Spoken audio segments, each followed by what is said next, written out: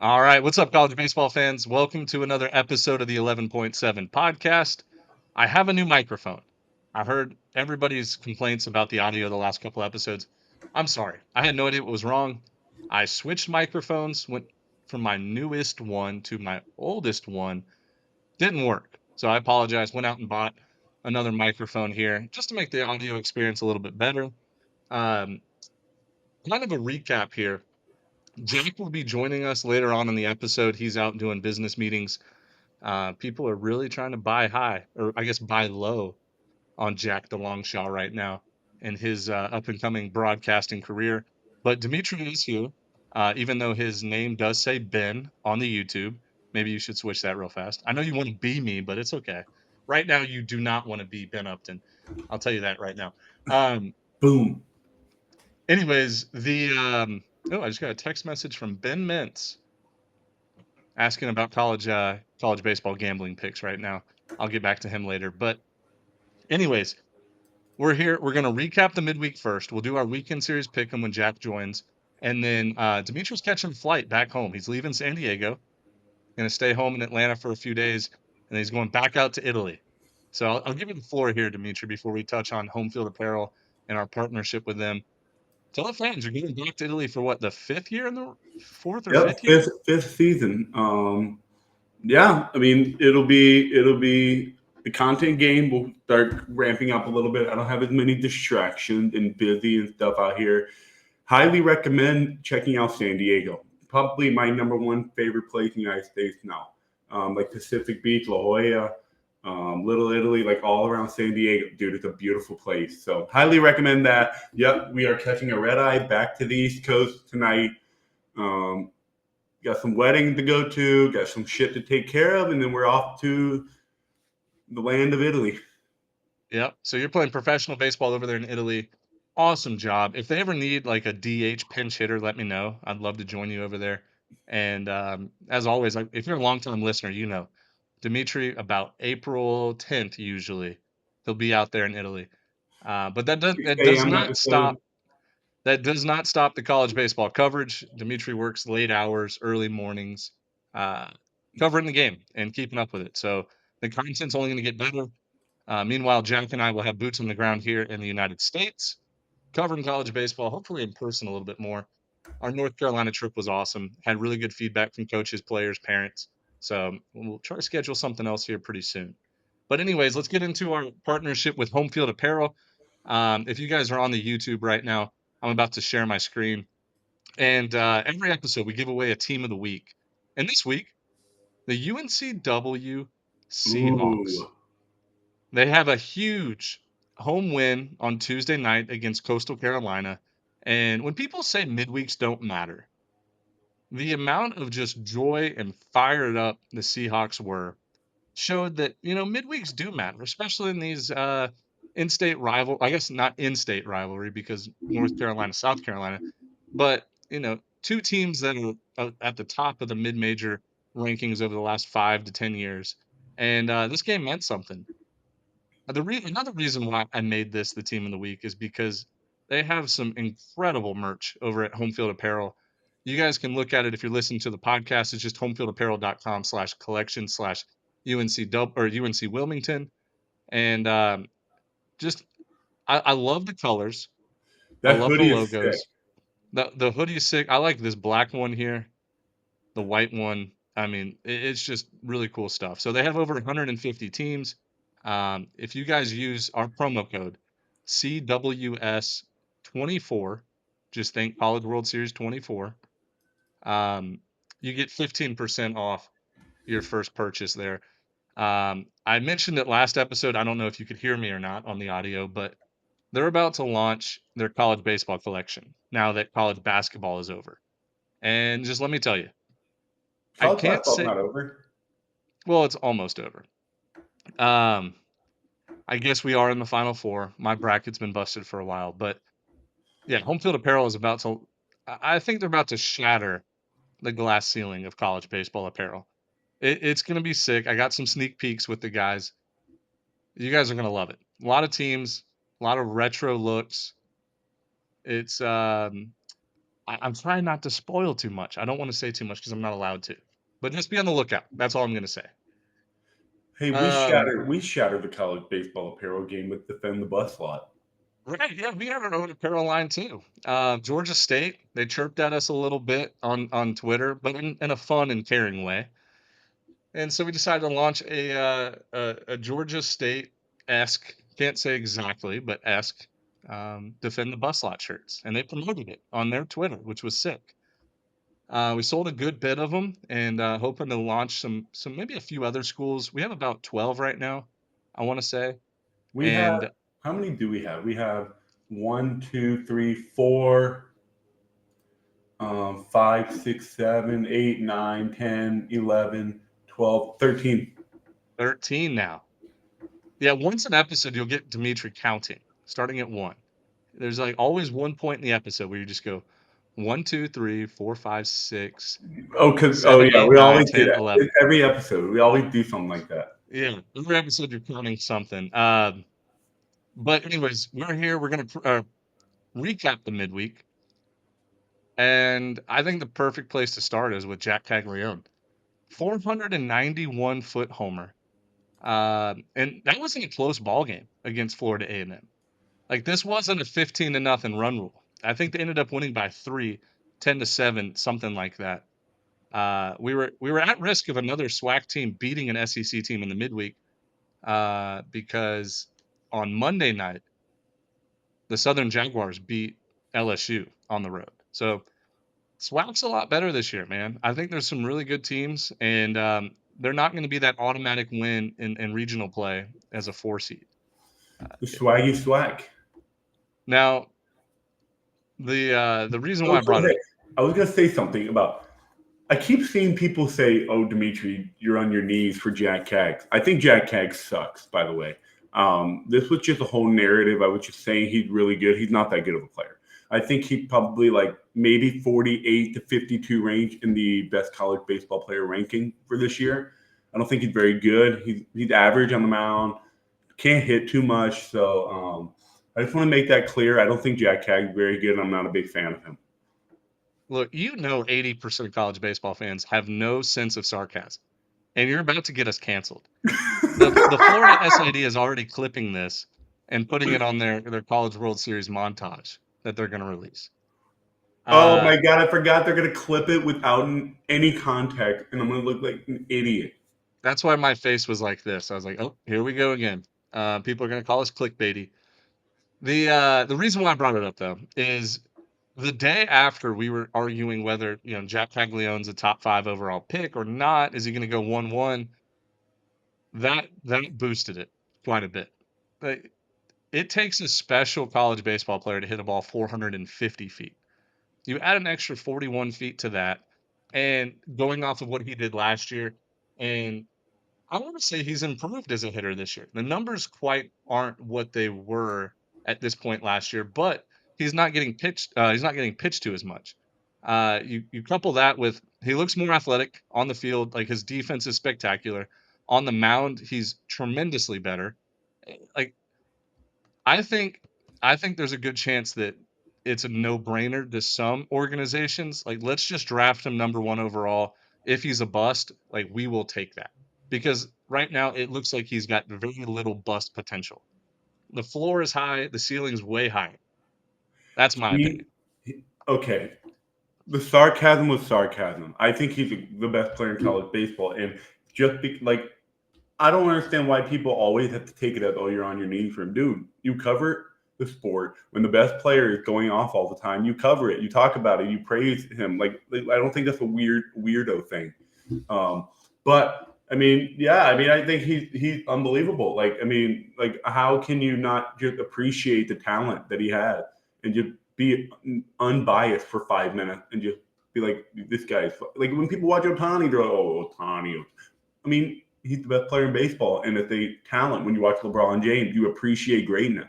So that's the same thing. Like, put the fandom aside for 5 minutes. Just enjoy the talent. He's going to be gone next year.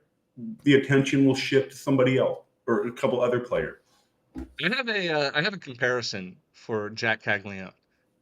He reminds me a lot of like the Caleb Williams USC. Caleb Williams made that USC team super competitive. And, 2 years ago, uh, BCS birth, not BCS, but New Year's Six birth, when he was on the field, they were really good, but the defense let them down. If you take Jack Cabs off that Florida team, they're probably 3 or 4 wins less and probably sitting around the 500 mark. He is not single. I mean, most Sundays he's single-handedly winning games with his pitching and with his bat. This past Um, Sunday, he literally single-handedly won them that game. right, and then you start seeing like even these midweeks, a close game against Florida A&M, like he comes up clutch and makes it a 3-run game versus a 1-run game in the 8th or ninth. So the amount of effect that he has not only on like himself and his draft stock, but the team as well. Like there's points in the year where he's been carrying the team to wins. So, I wonder what anyways, his, I wonder what his WAR would be if there was a true college baseball WAR. I don't know, man. Like I It's don't not like like it's got to be number one. He's got to be the highest, right? yeah, I mean, as far as two-way players go, probably. I don't know. Yeah. Anyway, we don't want to talk The about so much. and then I wanted to piggyback off of that. I want to talk about Braden Montgomery, another guy that we argued about last podcast. Like, can he go top five? Is he a potential 1-1? I mean, he did it again. Backside into the wind, just crushes a ball uh, at Texas State, and that puts him at 17 home runs on the year. Uh, he leads the country in RBIs with 47, and it's the athleticism for me. I'm not a scout. I potentially want to be a scout one day because I like looking at the intricacies of each player, like personalities too, emotions, things like that. When Brandon Montgomery's on the field, he's the best athlete on the field. He might be the best all around athlete in college baseball. I'm sure if you gave him a pool stick, he would beat your ass in pool. He's just one of those guys. Obviously transferring from Stanford like shows that he's super intelligent as well. You can tell on the baseball field he's intelligent too. I'm just saying that, book smart, he has it too. So he seems like another guy with a super high floor, super high ceiling. Oh yeah, he also pitched quite a bit at Stanford. They don't need him as much at Texas A&M, but I'm sure if they asked, he would love to do it more. But he's just so valuable in the field too. Like Yeah, those two another guys to great talent. me. I think this is the. I talked about it like last week or 2 weeks ago. I think this is the most talent we've seen collectively as a whole in a single season in college baseball. Like I 100%, don't. and I think it's going to get better and better because the draft is shorter. Guys are electing to go spend 3 years at an awesome college campus and develop rather than go to rookie ball in Idaho. It's a changing game, and that's why I think college baseball is going to continue to grow in popularity. Like there's nothing holding it back. With NIL, with transfer portal, guys can play where they want, when they want, and make money along the way. It's almost a no brainer, and it's like Pags and Montgomery kind of stole the show in the midweek, but like Charlie Condon, we ran a poll on Twitter that got I think close to 10,000 votes. Who's going to end up winning the Golden Spikes Award? Because I was curious to what people thought. Charlie Condon got 48% of the votes. I mean, blew Hagen Smith out of the water, blew Jack Caglione out of the water. I also put like an other option there because Bazana can win it. I think Chase Burns like maybe has a path to if he shuts out ACC teams throughout the year. I don't know. There's a few other guys that could win it potentially, but those three right now, you have the best pitcher in college baseball in Hagen Smith, who's striking out like over 2 an inning. You have Jack Caglione, the best two-way player in college baseball, and you have the best hitting statistics hitter in college baseball in Charlie Condon. But like Brandon Montgomery, he's clearly put himself in that picture. Travis Bazana clearly has put himself in that picture. So similar to last year, when JJ Weatherholt got left off of that finalist list, the top three, two of those guys are going to get left off, at least two. It's crazy to me, man. Like you're right. This is the best collective of talent that we've ever seen at this level. I mean, okay, Condon 1723 OPS, 19 homer. Montgomery 1472 OPS, 17 homers. Travis Bazana 1665 OPS, 16 homer. Then you got Grant Nip, 1748, 15. Lyle Miller Green, 1424, 15. And then you got Tanner Fast, Wilmington, Roman Consmore has stayed both with 15 homers. Then you got Jack Hag, 1257 OPS, 14 homers. Dakota Jordan, 1352, 14 homers. So like the home run numbers are, I mean, they're up there. I mean, we're just now 28, 29 games through the season. And these guys are averaging a home run every 2 games, like most of these guys. So like I don't know. I'd have to go back and look at the true numbers, but it seems like the power numbers are up again. Uh, the talent is increasing, so your talent pool is bigger. I mean, it's much more enjoyable to watch seeing this many high level players. Yeah, and the power numbers are up, right? Like, and hitting is in general. We always talk about a rumor of are the bats or the balls juiced compared. Probably one, if not both of those things are true. We don't have evidence, but I know I played in the BB core era, 2014 through 2017, and balls were dying at the warning track consistently. Um, but also the pitching numbers are so much better, at least in the top tier of people. You look at like the Chase Burns, the Riley Hughes from Winthrop, Ryan Johnson from Dallas Baptist, Hagen Smith, of course, Peyton Tolley, like those guys. I mean, they're striking out 1.5 to 2 guys per inning, and like they're doing it in dominant fashion. So it's kind of baseball's kind of evolved into the major league product already, and that's why I think you're going to start seeing more guys go straight from college, maybe spend half a year in the minors, and then start the season the next year in Major League Baseball. Yeah, It's evolved into a strikeout, home run, a lot of extra base hits.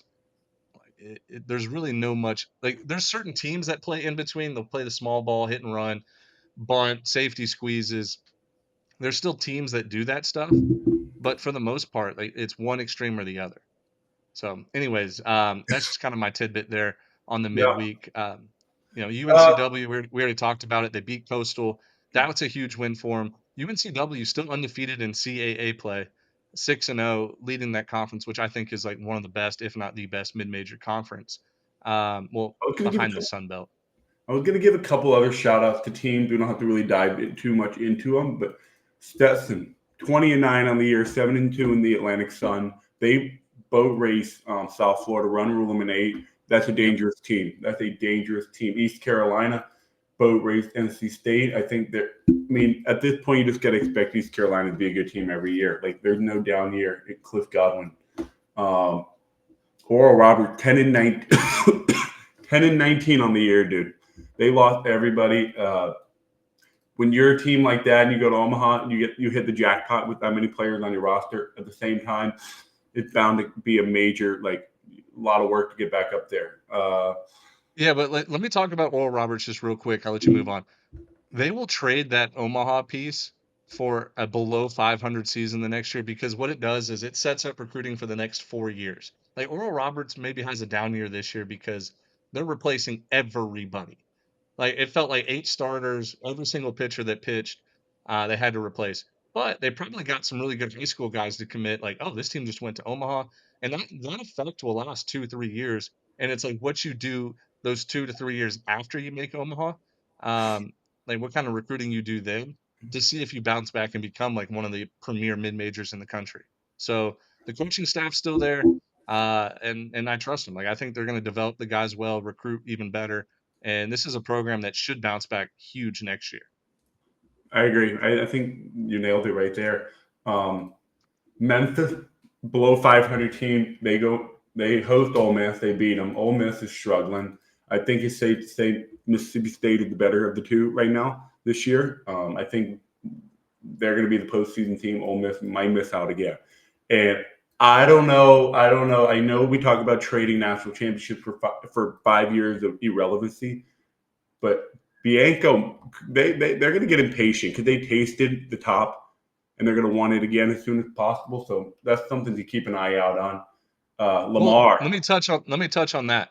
yeah, Bianco has been there long enough where him winning a national championship, I think, buys him 5 years. A guy like Lamonis that won it with really not his recruits, like not his guys at Mississippi State, a little bit different. it, it probably bought him 3 years. And same thing with Jay Johnson at LSU. Nobody wants to have this conversation, but he won it in year 2 at LSU. Maybe it was year 2, right? Yeah, not year one. Yeah, year two. Those A lot of those guys were transfer portal guys that contributed.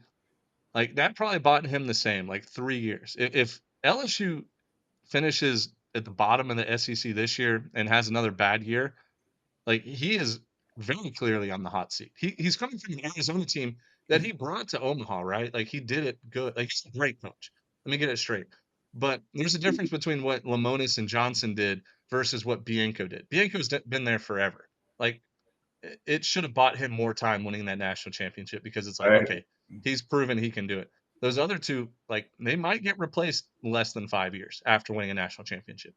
I agree 100%. I think it's black and white comparing Bianco and comparing Lamonis and Jay Johnson.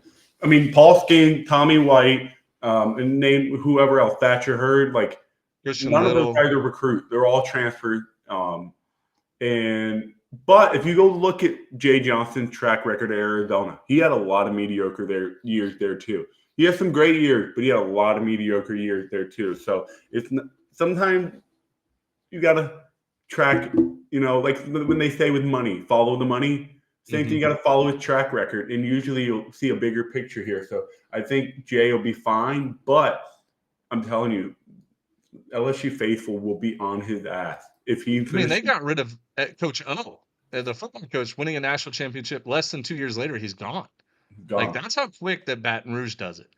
There's a lot of turnover, and it So shows why Coach Maneri was so successful. Like they gave him a leash, and like he was just year in and year out unbelievable. So which is something to remind ourselves when head coaches are at these big programs for 10 plus years, even if they don't win a national championship, that is impressive because like mhm. you have to be that good to convince the AD, convince your Van Bay that the hope is still there. They still think you can have the ability to win a national championship. That's the goal, winning Right. national championship. The moment they think, you know what, we can't win a national championship with this guy, we're going to go get somebody else. These guys continue 10 years at a school is impressive. Like I really think that is almost just as big of accomplishment as winning a national championship. Yeah. Well, and that's a big reason why guys like Cliff Godwin at East Carolina, Justin Herrick Campbell, I'm blanking I on. Oh my mean, God, me, I'm so embarrassed. But there's Coach Barry at Southern Miss. Like that's the reason why those guys stayed at those premier mid-major teams because they thought that they could win a national championship. Like Gilly did at Coastal Carolina, and they're making good money, but there's no pressure from donors and stuff from these SEC schools or ACC too, to get rid of them after 2 or 3 years. So like that's why Cliff Godwin hasn't gone and trying to get the Ole Miss job or Justin Hare going to get the Georgia or South Carolina job. Like they think they can win at their schools and they have way longer of a leash. And they already build these relationships with people around the community, athletic department, and things like that. or you can argue the flip side. They have so much confidence in their plan and their job security that they can sit at those schools and still win and wait for their dream job to open up, whatever it is. Everybody's Yeah. got their one place. They're just like, I can't turn this one down. So, I mean, maybe Georgia wasn't the place for Justin Hare. I mean, or whatever. Scott Barry never got that one place that was just like, oh my god, I can't turn this down. So, yeah, I mean, I think people need to appreciate and recognize when those coaches are at these schools for that damn long. I think it's almost like winning a national championship. You're that good, that consistently for that long. Yeah. So, couple other teams, Lamar. I mean, wake up. The Cardinals are legit. They roll in. They beat Sam Houston after coming off that sweep over Oklahoma. Major spot to let down. And oh my God, we're so good. We're like starting to get recognition. You lay an egg against Sam Houston, who's also a good team. Nope, they smack them. Indiana smacked Indiana State. I don't know what to think of the Hoosiers team. Like I don't know what to think of them. Well, I think they're going to be okay. I was watching that game and Indiana was trying so much harder than Indiana State to win that game, right? Like Indiana State is now in conference play. They have a big conference series matchup, I believe, against Murray State, who's really good this weekend. And Indiana, a team that came in with high expectations has fumbled the bag, as the kids say nowadays. Like they have not played good baseball, and this is a big time rivalry in the baseball field. Like Indiana State, Indiana, they battle over recruits, and Indiana State already beat them once this year, like 12-7. So this was almost a must win game for Indiana. Like, hey, let's prove that we're a good team, not to anybody else but ourselves. Like, let's prove to ourselves we're a good team. And there was a couple big momentum points. Like Tyler Sony hits a grand slam to tie the game, and they kind of took that momentum and ran with it. And they were throwing their better relievers, and towards the end of the game, Indiana State kind of punted it. Like they were throwing guys with minimal innings pitched. Yeah. So that was something that Indiana really needed. Like they really needed to win that game. Can we both agree that Georgia Tech pitching is not going to get any better? Dude, they're not bad. It's the offense that's been struggling, really, like over the I course of the mean, year. I mean, you can say their offense is struggling, but listen to this. Gave up 8 runs to Presbyterian Tuesday. Gave up, by the way, they got swept. Gave up 16, 5, and 10 to Boston College on the weekend. 31 runs on the weekend.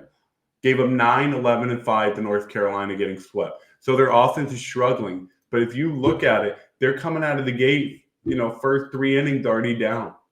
I mean, Boston College put up 5 in the first, one in the first 3 innings, and then they put up 4 in the first 2 innings. So like North Carolina put up 3 in the first, and then Georgia Tech was down 4 after 4 innings. Again, another game. They were down 3 after 3 innings. So it's like their starting pitching is atrocious right now. Right. Yeah, it's getting the first 9 outs of the game. Like, they can't get the first 9 without being in a deficit. That's a good point. Presbyterian, 2 in the first, 2 in the second, 1 in the third, 2 in the fourth. They were down 7-3 after 4 innings. I mean, they came back and won, but it's like you can't even get into the postseason without pitching because the ACC will bury them. Oh, yeah. The ACC is so offensive this year. It's So crazy what the ACC is doing. I Um, mean, I have I'm 2 worried. I have 2 other midweek points before we move on to the weekend. Georgia Southern smacked South Carolina. Like, Georgia Southern's playing much better baseball right now. They're gonna be a force in the Sun Belt. Like, just look, in 3 weeks, they'll be at the top of the standings, like, near the top. And then Jacksonville State, they set an NCAA record with using 14 pitchers in a 9-inning game. 14 pitching changes. They lose to Troy.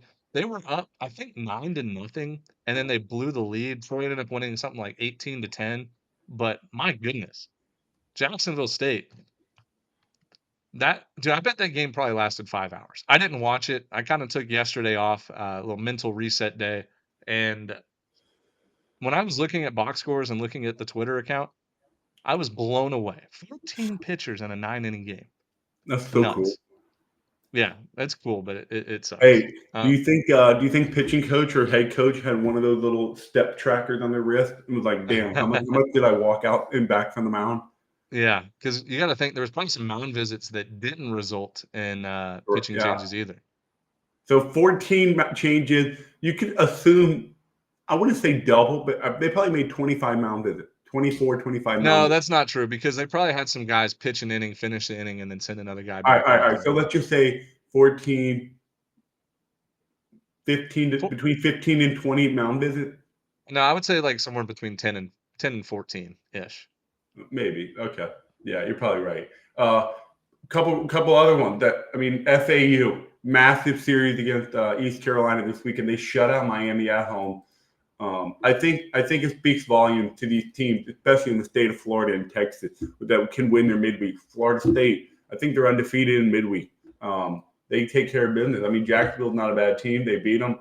I saw a couple other ones I wanted to point out. Southern Miss. I mean, Southeast. You can't. Hey, it's hard to win in Hammond, America. It's hard, dude. It's hard to win it. So, I mean, I'm really excited about some of these smaller teams that have a lot of potential. So I think we're in for a fun rest of April and a big time May as we head into June. So, I want to get out in front of this.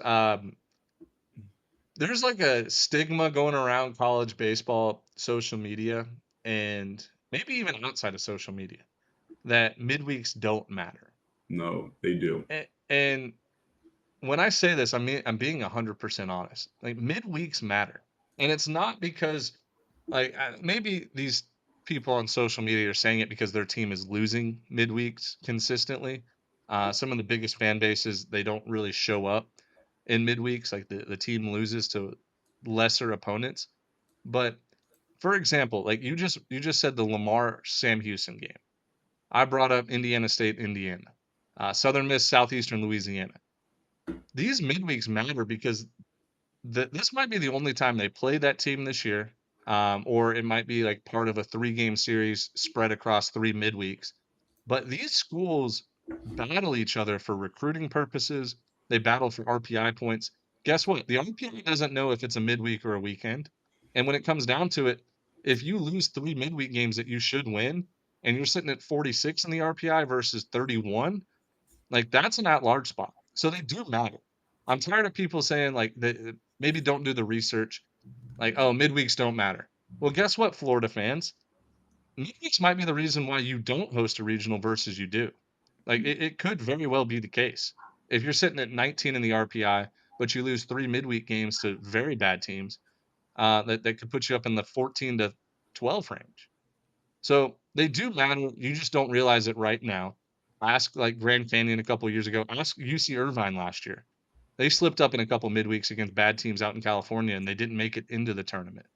So they do matter. Yes. I think what we can basically say from a wide lens perspective, there's only very few conferences that midweek don't matter, and I put that with quotation. Florida, they can lose every midweek game and sweep every SEC series, and they'll be fine. They'll be Right. You have to win the weekend series then. fine. But we're not just talking about the SEC. We're not just talking. I mean, the ACC, same thing. If Miami lost every midweek and went out and won, I don't know, 22 ACC games and finished first in their top 10 RPI, then those midweeks would be the difference between a national seed and just a regular hosting spot. So, Right. of course, they don't care about all that, whatever. But if you really want to get down nitty gritty with it, every game matters. It's 9 inning ball game. You got to win your baseball game. So, the Florida fan, you're getting lucky this year. I'm not saying lucky like you're not good. I'm saying you're getting lucky like it's just the ball is falling your way where you're winning the weekends and losing the midweek. But that's not always the case. And And one more thing, teams that make Omaha, most of the time, they win win about 90% of their midweek games because that's that fourth starter or that fourth guy that you have to rely on, possibly in an elimination game in a regional or game 3 in a super regional. If you can't trust that fourth guy to go out there and eat up innings, like you're done. So most of the teams that Florida, get into Omaha are the ones that have that fourth guy that win midweek games. Just Florida's something to in a think about. prime spot to get bounced in a regional. I can see it. I can Yeah, see it. They have too many question marks where I would be like, no way. I don't think Florida gets out of that game to go regional. And it would be like XYZ. I think they slip up against one of those teams. They got to play on Monday and they lose. And bang, everyone's like, oh my God, Florida, they're frauds. We knew it all along. Yada yada yada. So, yeah, I mean, this last Tuesday and Wednesday was a really good midweek to remind people like there's a lot of good baseball teams this year. A yeah. lot of good teams. Speaking of regionals and stuff, I'm gonna share my screen real fast. We did not come out with a field of 64, Yeah, we but D1 apologize. baseball did, and I just want to look at it real fast as just you and I maybe buying Jack a few more minutes to before we do our weekend series pick'em challenge. Who knows if he's able to get on in time, but if not, we'll still make our picks. But as you can see here, D1 baseball, who I think is the best all around, like college baseball coverage nationwide in the country. Like these guys do it full time. This is their job. Dimitri and I do it, I guess, technically part time, even though we spend a lot of time on it. But this was their field of 64 projection. So let's kind of give our thoughts here. As you can see, they had Arkansas, number 1 overall seed, hosting a regional, and then paired up with the super regional in Orlando, Florida, with the UCF Knights at the 16 seed. So looking at these, I'm going to try to be as verbal as I can just because I know there's a lot of podcast listeners. So they have Arkansas 1 in their regional, obviously. And then Oklahoma as a 2 seed, Utah as a 3 seed, and Little Rock getting the automatic bid being the 4 seed. That looks like a regional. Like that is a cool regional. Um, a lot of red. I'll say that first. A lot of red. I think every team is red. But like Little Rock's got a guy, Dimitri, I forget his name. But who's the doesn't Little Rock have like an ace? Levi Wells. No, wait, did he transfer from Texas State? No, Levi Wells was Texas Jackson State. Wells. Sorry, Jackson Wells. Jackson Wells. Okay. Yeah. That I mean, obviously he'd be matched up against Hagen Smith, but like that's a guy that could win a regional game. Like, he's that good over at Little Rock. Yep. Utah, a big surprise out of the Pac-12, but consistently good. Like one of the most consistent teams out there out west. And then Oklahoma is a 2 seed who's in first place right now in the Big 12 at 7-2, but UCF has a much higher RPI. I think it's So I think it's crazy to sit here and look at UCF and be like, they're in the hosting picture halfway through the season. They would never be in this position in the American Athletic. And no, it's just never. like it just shows you these mid-major teams that get the opportunity to get into these Power Five conferences changes their life. Right. No, Like, I mean, for sure. It's I way mean, more it is money, way more crazy. opportunity. The scheduling's much better. But yeah, as you can see, the 16 overall seed UCF, their RPI right now, I believe, is like 5 or 6 in the 6. country. And strength of schedule is like number 1 or number 2. And they have Georgia as the 2 seed there. So D1 baseball is high on Georgia right now. A team that who knows? Like they could fluctuate one way or the other in the SEC standings. I have no idea. Who, But and then they Georgia? have Southern Miss as a 3 seed, Grand Canyon as a 4 seed. That would be an incredible regional. It's a Like great Grand Canyon regional. as a 4 seed, they have an ace, like a guy that can go out there and eat up like 8, 9 innings. So last name Avila, forget it, Robbie Avila. No, that's the Alec, I mean, yeah, I know Avila. Avila. Yeah, but yeah, Southern Miss as a 3 seed is dangerous. Georgia's super offensive. I mean, they can outslug anybody. And UCF hosting a regional. I love UCF's field. I've said it 100 times on the podcast, but like that place is built to host regionals. It's an awesome environment, and being there in like Central Florida would be sick. Moving on though, Clemson is the 2 overall seed. They would be hosting Coastal Carolina as the 2, Arizona as the 3, and Sacred Heart as the 4. I don't think Arizona's gonna make it to a regional. Like, I really don't. They're so inconsistent. Um, I know they do have a series win against Northeastern, but maybe it's just me. I just cannot figure out this Arizona club. I pick against them and they win. I pick for them, they lose. So maybe it's a Ben Upton problem. But D1 Baseball thinks that they're going to finish probably fourth or fifth in the Pac-12 here, and obviously those guys spend more time boots on the ground out in Arizona than I do. But if Uh, you're Clemson, like you gotta love your draw here. You get a Sacred Heart team that's not. I think Little Rock's way better than Sacred Heart. But Coastal Carolina is your 2. That's tough. Like offensive team, very veteran team. But in that Arizona's your ballpark, 3. in that ballpark. Yeah, I mean Clemson ball flies quite a bit too. So, but that would What be I'm a going fun to say regional. about Arizona, real quick, they win that opening weekend series. They lose the series to San Diego, so that's 1-1. They don't. They lose 2 out of 3 at the Frisco Classic. So let's just say that's 1-2. That's a week series loss. They win the series against USC when USC was dog shit at the time. They were terrible. Yeah. So 2-2. Lose the series to Arizona State. So 2-3. Lose the series against Oregon. 2-4. And then they beat UCLA, who's also terrible this year. So Arizona doesn't even really have a great series weekend victory.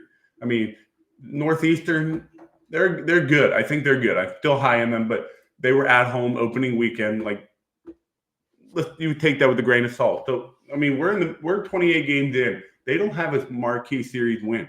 Yeah, that's what I was saying. Like I don't think they're gonna end up in a regional, but who knows? They might.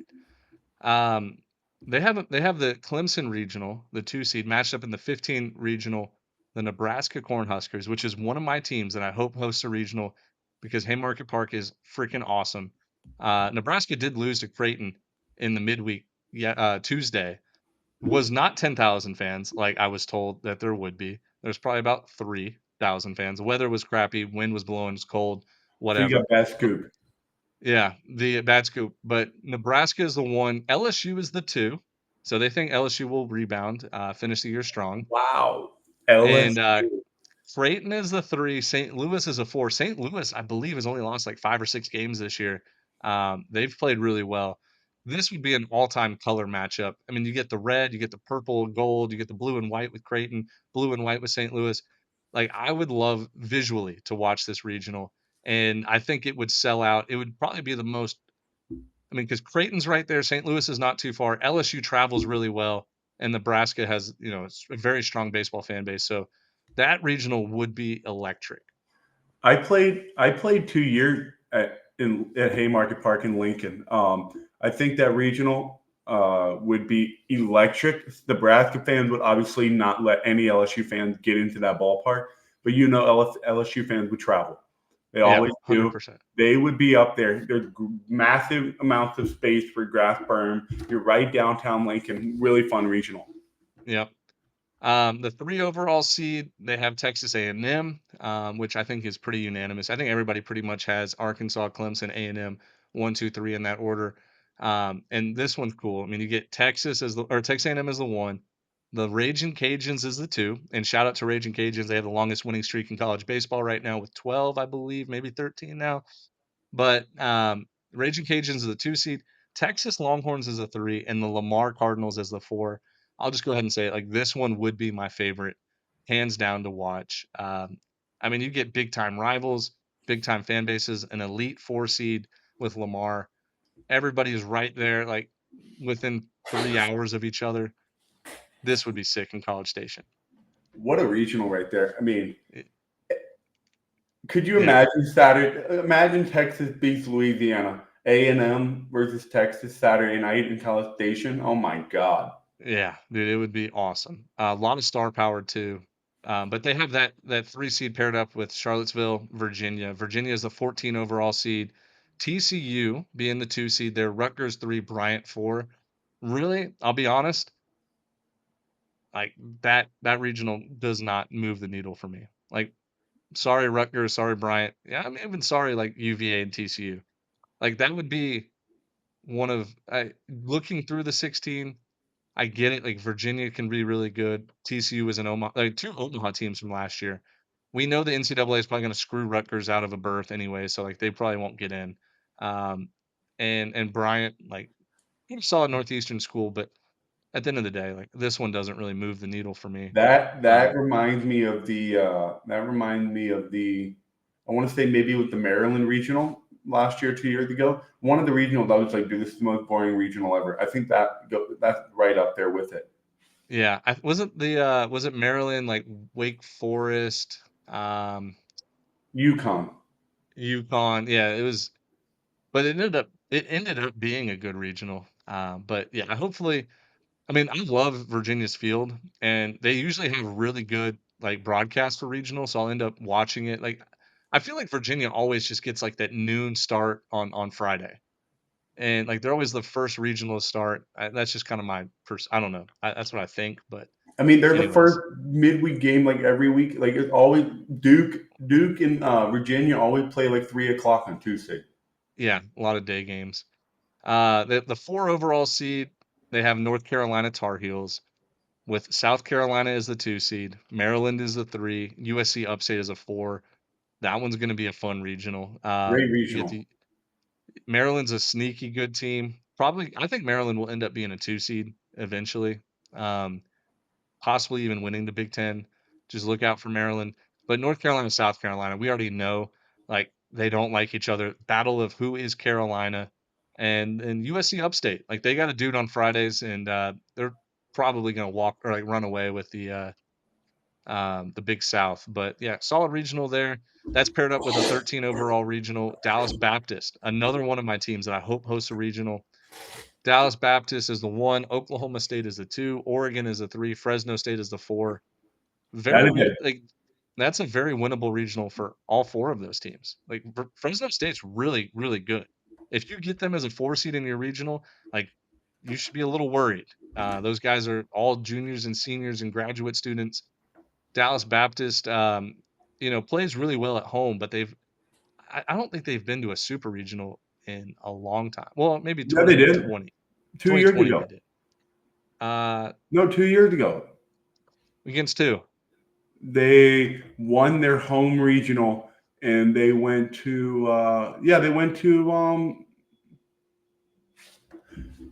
was that the year with Dallas Baptist was paired with Columbia? I don't remember. You can look it Oh, up, but I think I maybe they am. played in the Super Regional against Virginia in like 2020. That was Yeah, my they guess. were in 2021. They went to Super. Oh, 2021. That's what I meant. Yep. Not Let me 2020. see. There Let me was no see. regionals in 2020. Columbia. Yeah, they went to Columbia. I was right. Yeah, they went to Columbia. Yeah. All right. 5 overall seed, Corvallis, Oregon for Oregon State hosting. They have UC Irvine as a 2. I think UC Irvine's going to eventually play themselves up into a 1 seed. I think the NCAA is going to make UC Irvine host just to have another West Coast team out there, and the resume is good. But then they have Portland as a 3, who's really really good. A lot of people don't know about Portland, but the Pilots, they have some big wins this year already. And then North Dakota State winning the Summit League, like pretty low 4 seed if you ask me. Hopefully if this regional became a thing, it would be like that 10 p.m. start time. I get to watch Oregon State. Their broadcast is good. Announcers usually good. And like the UC Irvine versus Oregon State second round matchup would be elite. But that's paired up with the 12 overall seed, Gainesville, Florida, Florida Wait, Gators hold on. hosting. Wait, I was going to talk about Irvine real quick. So Irvine, you mentioned they play their way into a hosting. They've got Santa Barbara this weekend, massive RPI series, massive Big West series to win the Big West. And then they've got UC San Diego on the road. I'm kind of I mean, they're a good team, but their RPI is bad. I don't know. And then USC, San Diego State, their RPI, dude. I don't know if they can play their way into a hosting. You don't think Northridge, so? Northridge, 76. I mean, obviously these RPIs are going to fluctuate and change so much. Fullerton, 173. Long Beach, 187. Cal Poly, 120. San Diego, 44. 3-game series against Riverside, 258. San Diego State, 217. They need to dominate Santa Barbara this weekend because that'll give them 3 quadrant 1 games right there. And then that's it. That might be the only 3 quadrant 1 games they get all year. Right. Yeah, that's weird. Like it feels like with their record and like how they've beaten teams that they would be a lot higher. Maybe the committee gives them some leeway. I just think the committee is gonna if UC Irvine finishes like 45-11, I think the committee will give them a hosting spot just because they're West Coast and there's very few qualified West Coast hosting teams. But anyways, I don't know. Florida Regional is the 12 seed. You got the Gators at number 1, Kansas State is the 2, Miami is 3, Army is 4. I feel like I've seen this regional before. I don't know why. I just think these 4 teams play against each other a lot in the postseason. But it, So it shows that they think Florida's going to continue to win, a lot of SEC weekends, and it shows that they think pretty highly of Kansas State, being a 2 seed at a 12 regional. So why I can't they wouldn't. just please send Miami anywhere but Gainesville? I like Miami on the road. I mean, 2021, maybe no, 2019, they played that regional Starkville with Central Michigan. They play Yeah. so much better in the postseason when they get out of Miami. But Gainesville is the only place where I would just be like, it's over. We're not going to win that.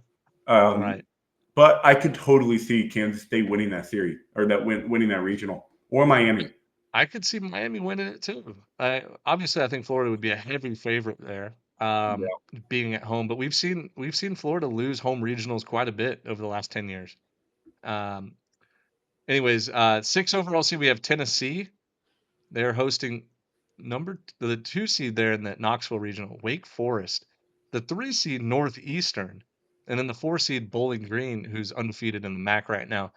But dude, could you imagine getting Tennessee, Wake Forest, and Northeastern all in the same regional? Like that's some firepower right there. Can I ask you something? Yeah. Did Wake Forest throw Josh Hartle or somebody else against Northeastern and throw Chase Burns Saturday night against Tennessee? That would be That would honestly be worth the risk, to be honest. You have to do Like, that. former school, um, he hasn't had very many great things to say about Tennessee. And if you're Tennessee, like, that's the last guy that you want to see on the Has, has, mound.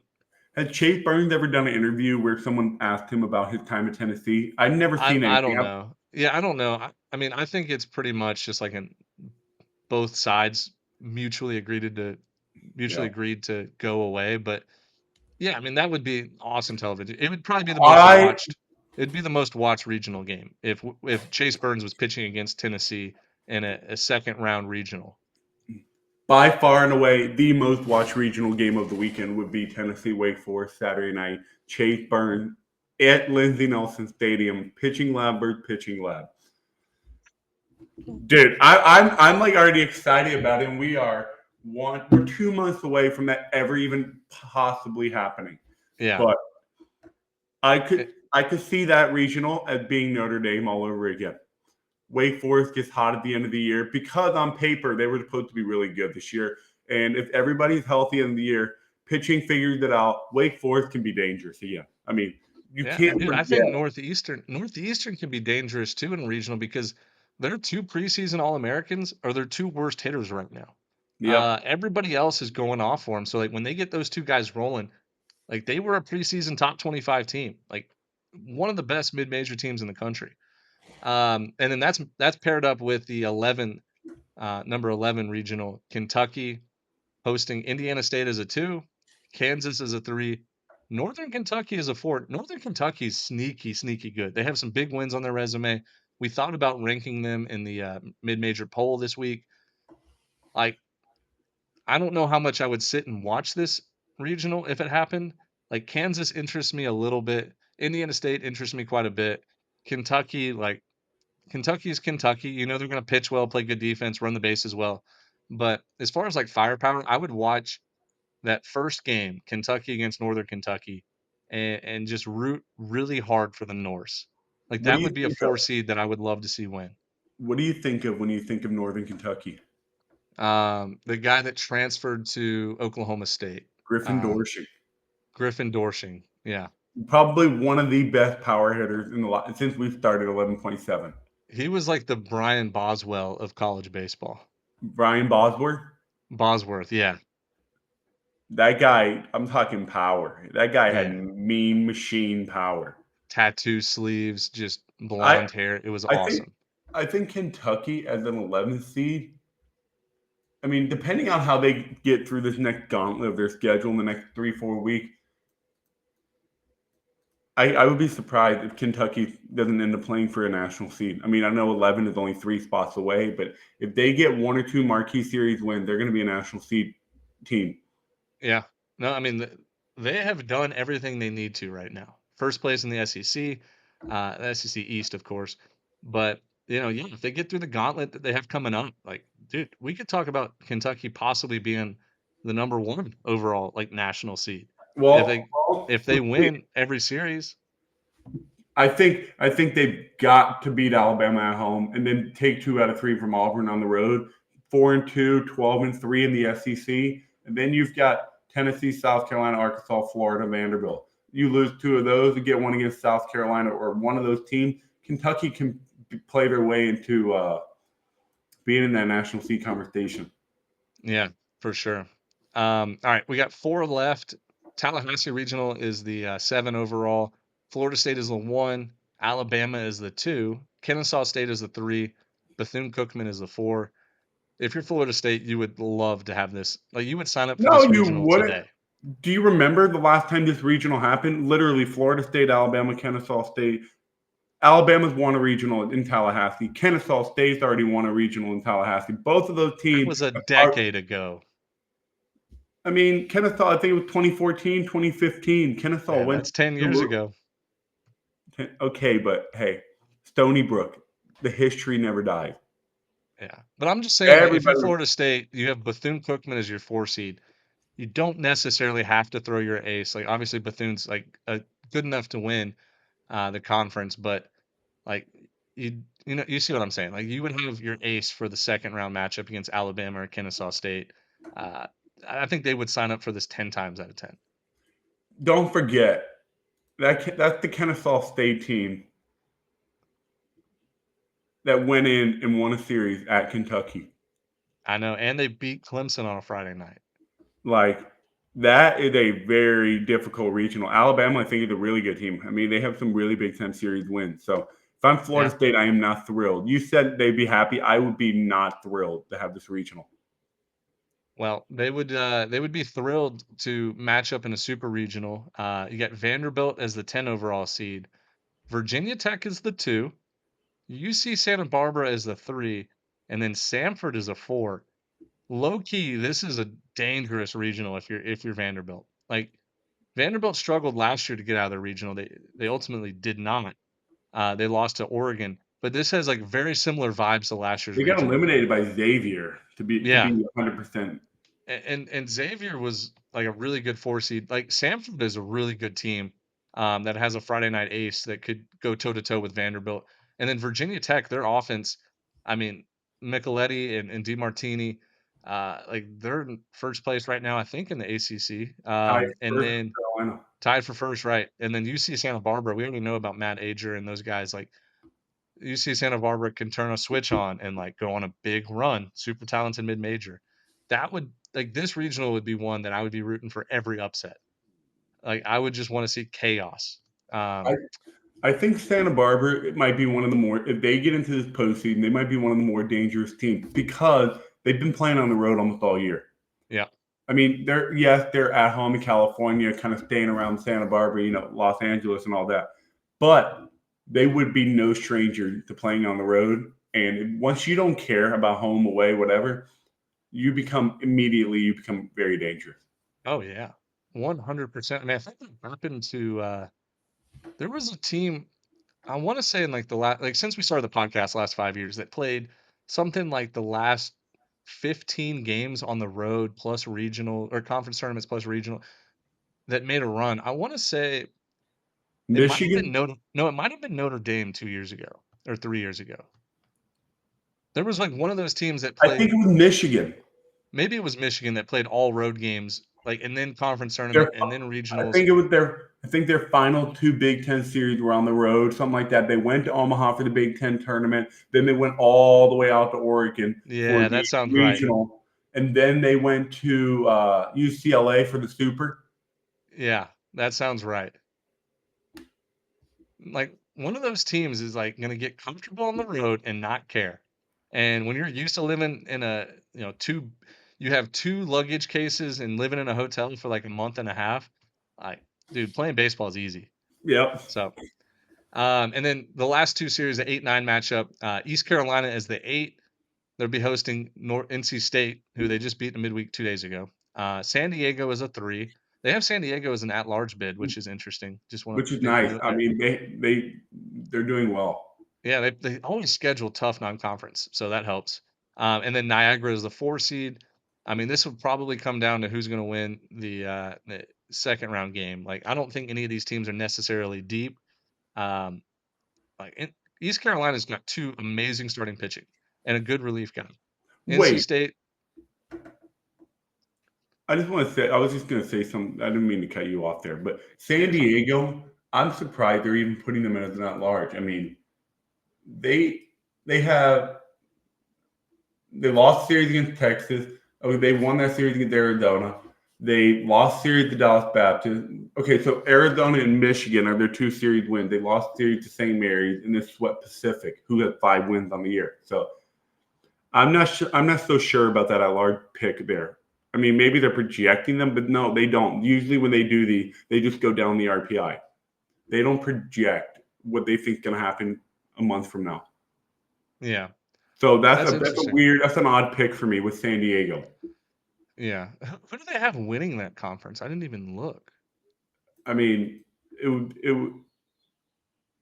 Oh, Fresno State. No, they're in different conferences. I'll tell you right now. Maybe they just forgot the asterisk. Oh, Portland. Oh, Portland. Okay. Yeah, that's Wow, interesting. I don't know if that's West a two Coast bid two bid league. league. Maybe.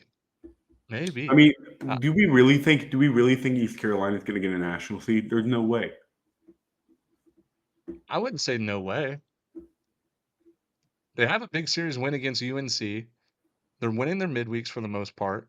Like, sure, they lost 2 out of 3 to UTSA on the road, but like, Well, I mean, I just think the American is going to be tougher than usual for them to just kind of cruise through conference play. I mean, FAU on the road, Charlotte at home, Wichita State at home, Memphis on the road, South Florida, Tulane, Rice. Like they have got a lot of good baseball ahead of them.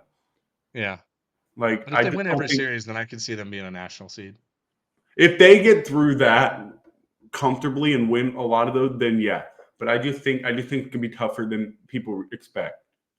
Yeah, that's fair. Um, the nine seed they have Durham, North Carolina, Duke Blue Devils hosting 2 seed Mississippi State. 2 seed Mississippi State. Interesting. Campbell is the 3, Columbia is the 4. Columbia is dangerous. We know Campbell. Campbell can be really, really good.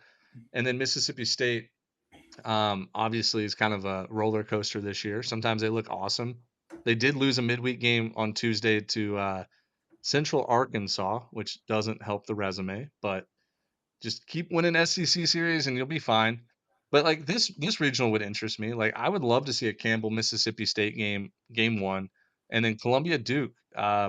Obviously Duke should win with Santucci on the mound, but Columbia is one of those teams where like you would have to throw your ace. Like you can't just throw number 2, number 3 guy and hope because Columbia is like super offensive. Uh, I could it's also easily interesting that they have Columbia, not Penn. I still think Penn is a little bit better. Yeah, yeah. I mean, you could probably make an argument for that. But this is the series. I have Duke going Omaha as my preseason pick, and I still think it's very possible. But I could totally see Mississippi State or Campbell winning that series. And I think this is a great spot for Campbell to get their first super regional appearance. Right. Yeah. I mean, Campbell, there'd be no pressure, right? Like you're the 3 seed. You got some national brands there. And like Campbell's just like gritty enough to not care who they're playing. Like, and Coach Carey has done a good job where, like, if they see Mississippi State on the other dugout, they don't care. Like, they don't care if the New York Yankees are over there. Like, they're just going to play their baseball. They're going to Yeah. swing for the fences. They're going to throw really fast pitches. Like, that's who Campbell is.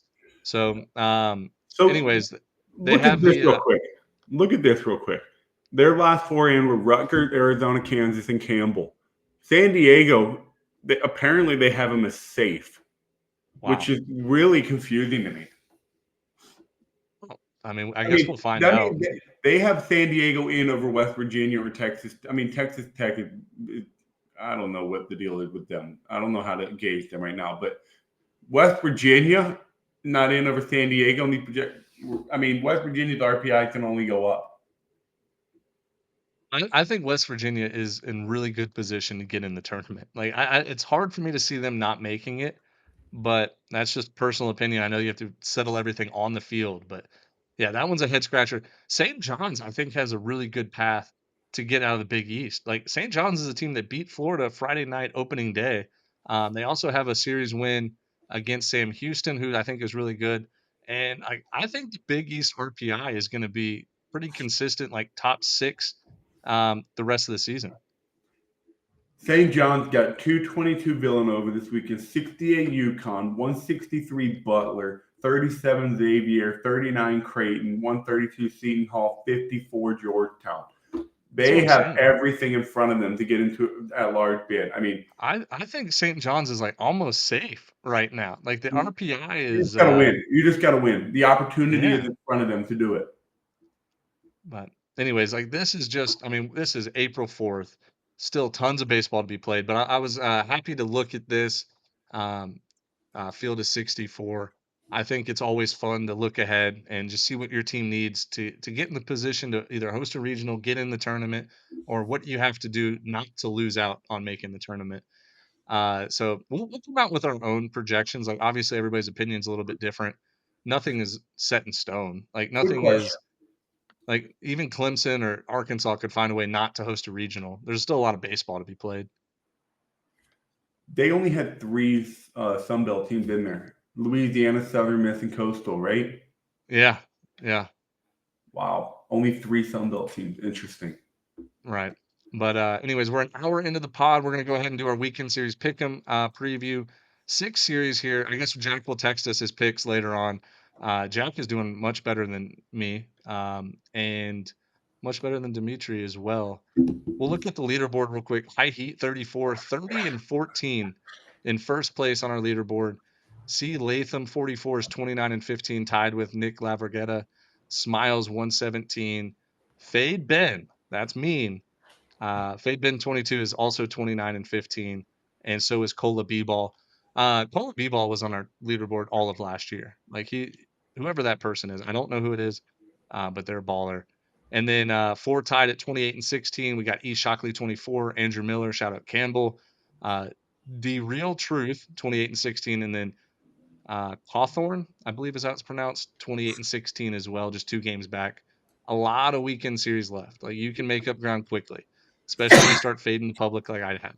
So, anyways, the 6 weekend series we have Xavier, UConn, East Carolina, FAU, Georgia at Mississippi State, Oklahoma at Oklahoma State, Kansas State at UCF, and UC Santa Barbara at UC Irvine. Really, really competitive. Like we don't always pick the most marquee matchups, but we do try to pick very competitive 50-50 coin flip I matchups. think these are Um, difficult. yeah, these are really difficult. And we'll start right here. Xavier, UConn. Obviously, you look at the record. Xavier 14 and 14 this year, UConn 10 and 15.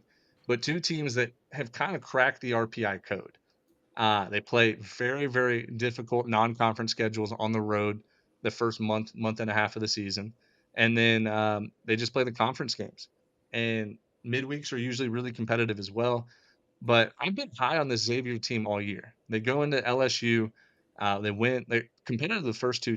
They're competitive the first 2 games, and then win on Sunday. And on top of that, like I just think that they have a lot of hidden talent. I'm gonna go with Xavier here on the road at UConn. This UConn team is good. I don't think they're as good as that super regional team a couple years ago, and I don't really think home field advantage matters this much. Xavier's used to going on the road. UConn's not used to hosting home games. I think they only have like 10 or 11 this year. So I'm going to take the Musketeers with my pick. I really want to take I really want to take Xavier, and I think I'm going to. Uh, they have a lot of competitive series. I mean, so does UConn. I mean, they both of these teams play really tough schedule. Xavier, I think, got one. They lost the series to Indiana State. Um, they have a couple other big time wins. UConn has played all over the country against the best teams in the country. So, and usually this time of the year, the Big East runs through Stores, Connecticut. I want to take Xavier, but I'm going to take UConn here. All I right. think this is a chance for them to, get a series win. They've been busting their ass all year against the best teams in the country, like I said. So give me UConn here. Yep. Um, Next series, East Carolina at FAU. East Carolina 21 and 6 and 4 and 2 in the American. FAU 17 and 9, 4 and 2 in the American. People forget opening weekend. FAU should have won 2 out of 3 at Vanderbilt, and they won. They ended up winning 1 game. They blew a lead in the first game, but this FAU team, like really, really talented. Didn't they just beat Miami in the midweek? They're 2-0 against Miami in the midweek this year. Yeah, like this is a team that has rebuilt, have a resurgent. Like we're used to them being really good. 2019, they were in that Georgia regional, and they had a guy, I forget his name, but he like led the country in doubles. They were super offensive, and then they kind of faded away the last couple years, but they're back. I say all that to say I'm taking East Carolina on the road. They've already slipped up once on the road. It's not going to happen a second time. This, like the winner of this series might like be in really good position to win the American if you think about it. If East Carolina is 5 and 4 and FAU is 6 and 3, like and have the tiebreaker, like FAU could potentially win the American regular season. Um, they would have just a much better upper hand. But I'm going to take East Carolina. Look, I think that the pitching staff plays the weekend pitching staff especially.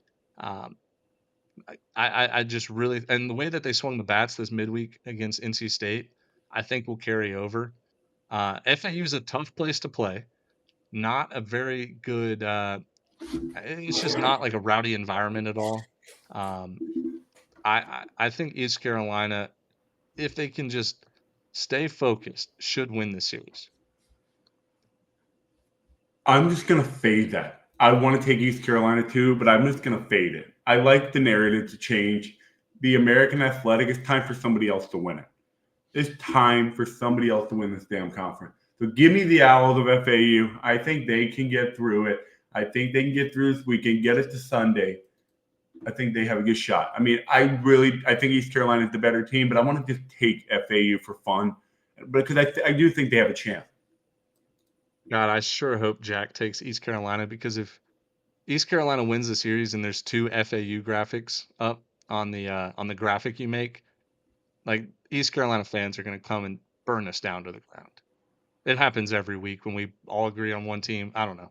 Anyways, so you're taking FAU. Yep. All right. Next is Georgia at Mississippi State. Georgia 23-6, 4-5 in the SEC. Mississippi State 19-11, 4-5 in the SEC. I think Charlie Condon. I mean, actually more than Charlie Condon. Like, I think the whole UGA hitters are going to be looking at the tiny fences, small field, and one of two things is going to happen. Either one, they're going to hit a bajillion home runs and launch balls out of the ballpark, hitting the apartments behind it, or they're going to look and see how small the field is and swing for the fences and get themselves out. I like Mississippi State this weekend. They already got embarrassed in the midweek. UCA came to UCA. Central Arkansas came into town, beat them in the midweek. Georgia, they've been playing up and down baseball all year, similar to Mississippi State, but it's the narrative of SEC home teams typically win the series. So I'm taking the Bulldogs. I might highly regret this come Saturday, but if they can just not give up meatballs to the middle of the Georgia order, like they should score enough runs. Also, one more request: the NCAA should put $1 million not bounty, $1 million prize on tonight, Thursday night. Charlie Condon versus Dakota Jordan home run derby. Who says no? Televise it on ESPN Plus. $1 million to the winner. Uh, how fun would that be? I mean, that sounds cool, I guess. But give me Miss. Oh man, um, I think that would be fun, but I just think that would I want some more hitters there. But anyway, 100% give me Mississippi State at home. The dude is going to be rowdy. Thursday night, all eyeballs will be on the series on SEC Network. You got a top 5 pick in Charlie Condon and a team, Georgia team, that has rebounded nicely since their opening weekend of SEC play. So, but I think Mississippi State, I think it's a good team. I think what we saw from Mississippi State a month ago compared to now is much better. This is a good baseball team. And yeah. I think it's hard to win at the dude. I mean, LSU, you saw that. It's hard to win there. It's always been hard. I'm very confident to take the Bulldogs. This series definitely starts on Friday, right? Yeah, you're right. Sorry, Friday, not Thursday. You scared me there for a second because I was like, man, we would have recorded a day earlier if it was Thursday night. But yeah, it's definitely Friday night. Friday, yeah. I'm just saying, like Thursday night tonight, they should have done a home run derby. Charlie Condon, Dakota Oh, Jordan. that's where I got that from. I was like, where did I get that? Yeah, that's what I meant. I might not have explained it, but anyways, 3 series left. We got Oklahoma 16-12 overall, 7-2 in the Big 12. At Oklahoma State, at O'Brate Stadium, 19-10 on the year, 5-4 in the Big 12. Look, I'm gonna go with Oklahoma here. I still am a believer that Oklahoma State is just like not a good. They're a good team. They're not a great team.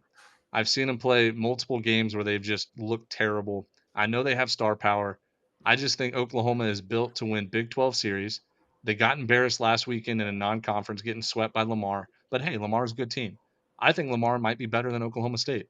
Uh, Give me Oklahoma on the road. I hope the weather is good because I love watching the Oklahoma State broadcast. And man, Oklahoma 7-2 in the Big 12. Like that holds some weight. I know they got swept last week and whatever. Like they're gonna bounce back. Man, I think Oklahoma State is playing much better now than they were 3 weeks ago. Series win over TCU, series win at West Virginia, at home against Oklahoma. Man, I think this is the hardest one to pick. One of the hardest ones to pick. I think it's Um, the second hardest for me. Second hardest to pick. Um, every time I pick Oklahoma State, I feel like they let us down over the last couple of years. Every time we do it, they let us down. You know what? I think this is the start of a little run for Oklahoma where they play bad. Give me Oklahoma State at home. Give it to me. Right. That's Give it not to a me. bad pick. Like Oklahoma doing the hot cold heart theory already. Give me the Pokes. All right. Second to last series here, Kansas State at UCF. I think this one's probably the easiest one to pick for me. Kansas State has to go on the road and fly from Manhattan, Kansas, down to Orlando, Florida. UCF is starting to finally get a little bit of recognition. I wouldn't call it hype yet, because I think there's still some people that are doubting them and their high RPI. But a team that's playing with confidence, I saw last weekend against Texas Tech. Like this team thrives in home games. They love playing in front of their crowd, and like Kansas State, like I know they lost last weekend at home to Texas. Like they should be refocused again. But flying down to Orlando, a lot of distractions, big campus, nice stadium. I think UCF is going to be ready to play. I think they're going to jump on Kansas State early, and like who knows? Like uh, this UCF team might be the real freaking deal, dude. Like they might. I know they're 19-7 overall, 6-6 in the Big 12, but that if they just win one game on the road that opening Big 12 weekend against Oklahoma, there was some winnable games there. Then they're seven. If they win just one, like they're 7-5, and I don't know. I'm buying high on this UCF team. I think there's a lot there, and I think they're one of the few teams similar to like Miami. They play with a lot of passion, a lot of energy, and they're coached really well. Like they don't make dumb mistakes. So Kansas State could go in there and possibly out talent them. I mean, they got some All Americans there on Kansas State's roster, but I just think a team that's playing well and playing together is the team that I want to pick. So give me the Knights. Yeah, I mean, I think you said it all pretty well. I think this UCF team is good. I think they're starting to show people like, hey, we're legit. We can come out of the American and compete in the Big 12, and that's how baseball usually is. I think East Carolina could do the same thing. So don't just sleep on them just because they weren't in the Power Five a year ago. But I think this Kansas State team is too good. I think they're going to really show. I think as we get to the later part of the year, like starting now, the good teams are going to rise to the top, and I think Kansas State is one of the good teams. So I think they win this series. They take care of business in Orlando. Give me the Wildcat. Yeah. Another reason I had for this UCF series, like winning on Sunday, like it's going to come down to, I think, for me personally, like who can win on Sundays. UCF has been a lot better. I don't have stats to back it up. Someone can probably look it up and be like, well, actually, technically they haven't. But like from the eyeball test, I've seen both of these teams play a lot of Sundays, and because they usually play like the noon game, like one of the first. Kansas State gave up 21 runs to Texas last Sunday, or I guess technically Saturday because it was Easter weekend. But game three, like who can win a game three? UCF, like I just think they have much more pitching depth, and I always like a little bit more energized team on game three. So that was another reason I wrote down. But finally, the last series here, UC Santa Barbara at UC Irvine. This series means a lot, um, mostly because they don't have a conference tournament at the end of the year. The winner of the regular season gets the automatic bid. I think both of these teams have very safe paths to make it to a regional, just at large bid or whatever. But as we saw last year, UC Irvine did get left out because there was no conference tournament to boost the RPI last minute or potentially win the tournament. So I've had this series circled, and I know you have too, Dimitri, for a long time.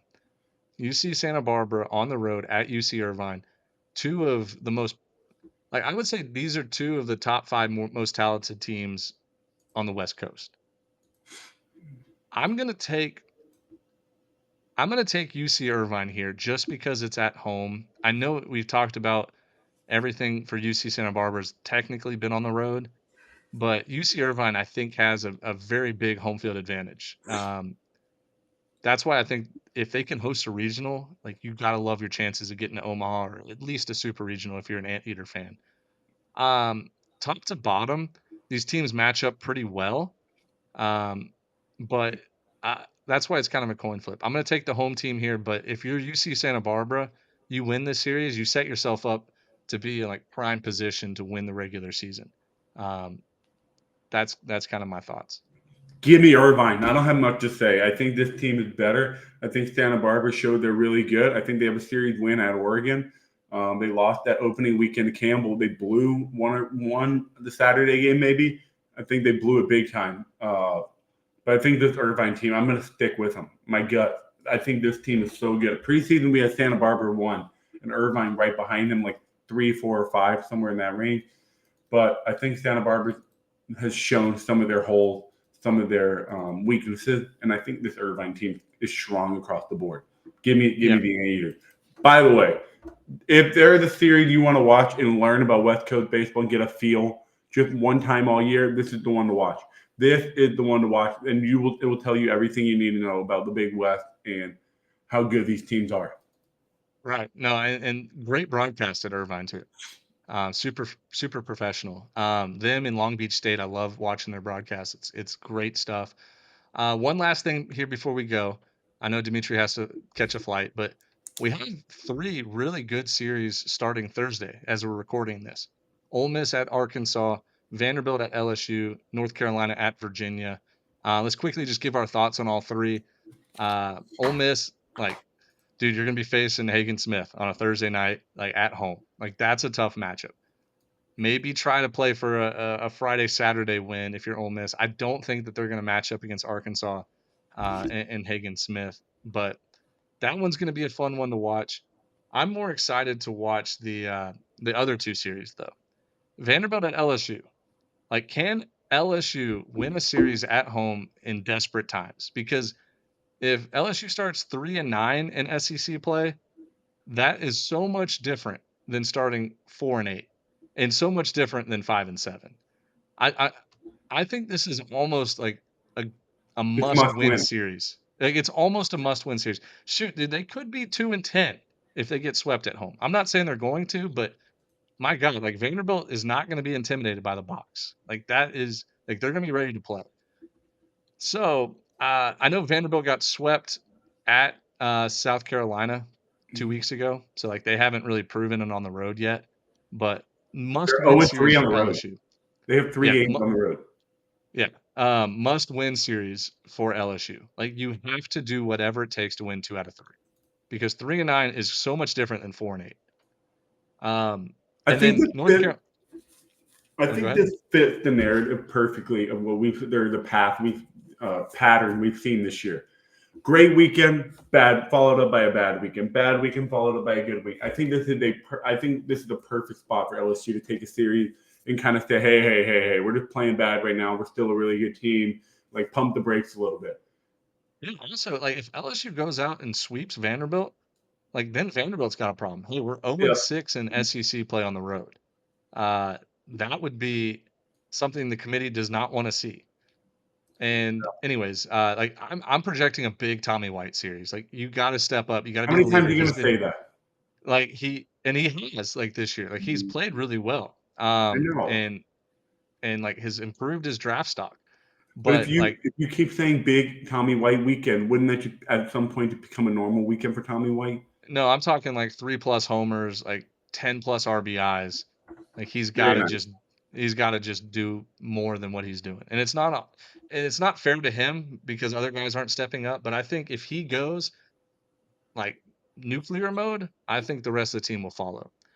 And then obviously North Carolina 10-2 in the ACC on the road at Virginia 7-5.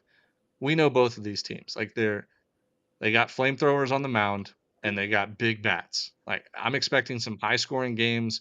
Uh, I like Virginia to win this series just because I think North Carolina is playing better than what they actually are, if that makes sense. Like I think they're not as good as a 10-2 ACC team. And two of those losses were on the road to Miami. But anyways, like I think that North Carolina trips up. I think Virginia wins 2 out of 3. Interesting. I could see that, but I think North Carolina's playing really well right now. They're swinging the bat Yeah, like, at the best they could possibly swing it, and I just think that's just going to play. It's going to continue this weekend. I would take North Carolina there. cool.